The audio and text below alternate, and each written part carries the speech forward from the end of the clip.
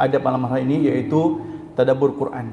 Bahwa tujuan tadabbur Quran ini adalah untuk memberikan ketenangan jiwa, menambah keimanan, memberikan solusi atas persoalan hidup, membedakan yang hak yang batil dan mengamalkan perintah Allah dan meninggalkan larangannya. Ini juga sesuai dengan firman Allah, maka apakah mereka tidak mentadaburi Al-Quran atau hati mereka sudah terkunci? Surah Muhammad ayat 24, juz yang ke-20. Pada malam ini kita akan mendengarkan bacaan juz 20 dimulai dari surah An-Naml ayat 60 dan berakhir pada surah Al-Ankabut ayat 45. Juz ini mengajarkan tentang akibat kesombongan manusia, kisah para nabi serta ujian bagi orang-orang beriman. Juz ini diawali dengan kisah Nabi Lut alaihi salam. Kaumnya menolak nasihat Nabi Lut dan justru ingin mengusir beliau. Allah berfirman dalam surah An-Naml ayat 56. Jawaban kaumnya tidak lain hanya mengatakan, usirlah keluarga Lut dari negeri kalian. Sesungguhnya mereka adalah orang-orang yang ingin menyucikan diri. Akhirnya Allah menyelamatkan Nabi Lut dan menurunkan azab kepada kaumnya. Ini menjadi pelajaran bahwa ketika manusia terus menolak kebenaran, maka azab Allah pasti datang. Kemudian Allah mengajak manusia merenungkan kekuasaannya. Allah berfirman dalam surah An-Naml ayat 60. Bukankah Dia yang menciptakan langit dan bumi dan menurunkan air dari langit untuk kalian? Lalu dengan air itu kami tumbuhkan kebun-kebun yang indah. Ayat ini menegaskan bahawa tidak ada yang berhak disembah selain Allah Subhanahu wa taala. Kemudian selanjutnya dalam surah Al-Qasas, Allah menceritakan kisah Nabi Musa alaihissalam sejak masa kecilnya. Ketika Fir'aun membunuh bayi laki-laki Bani Israel, Allah mengilhamkan kepada ibu Nabi Musa agar menghanyutkan Musa ke sungai. Allah SWT berfirman dalam surah Al-Qasas ayat 7. Kami ilhamkan kepada ibu Musa, susuilah dia.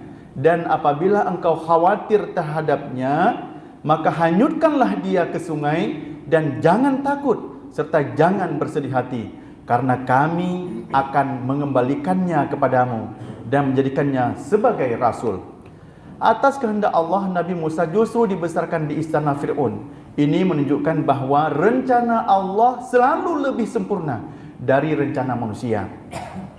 Kemudian dalam juz ini juga disebutkan kisah Qarun, seorang yang sangat kaya dari kaum Nabi Musa, namun ia menjadi sombong karena hartanya. Allah berfirman dalam surah Al-Qasas ayat 76. Sesungguhnya Qarun termasuk kaum Musa, tetapi ia berlaku zalim terhadap mereka, dan kami telah menganugerahkan kepadanya perbendaharaan harta yang kunci-kuncinya saja sungguh berat dipikul oleh sejumlah orang yang kuat. Karena kesombongannya Allah menenggelamkan Qarun bersama seluruh hartanya.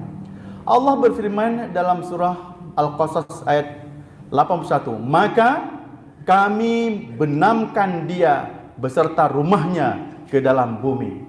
Kisah ini mengajarkan bahawa kekayaan tanpa iman dapat membawa kepada kehancuran.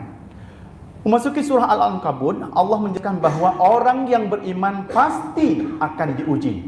Allah berfirman dalam surah Al-Ankabut ayat 2. Apakah manusia mengira bahawa mereka akan dibiarkan hanya dengan mengatakan kami telah beriman, sedang mereka tidak diuji? Ayat ini mengingatkan kita bahawa ujian adalah bagian dari perjalanan keimanan. Pada akhir juz ini Allah memberikan perumpamaan tentang orang yang bergantung kepada selain Allah. Allah berfirman dalam surah Al-Ankabut ayat 21.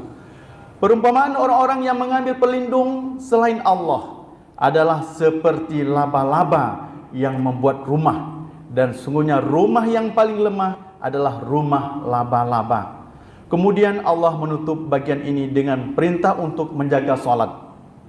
Allah berfirman dalam surah Al-Ankabut ayat 45. Sesungguhnya salat itu mencegah dari perbuatan keji dan mungkar. Hadirin berbahagia, dari juz ini, juz 20 ini kita belajar bahawa kesombongan, kekayaan dan kekuasaan tidak akan menyelamatkan manusia jika tidak disertai iman. Sebaliknya, orang yang beriman harus sabar menghadapi ujian dan selalu berpegang pada petunjuk Allah. Semoga Allah SWT menjadikan kita termasuk hamba-hamba yang kuat imannya, Amin. sabar dalam ujian, dan selalu menjaga salat serta menjadikan Al-Quran sebagai pedoman hidup. Wallahu a'lam bishawab. Hadirin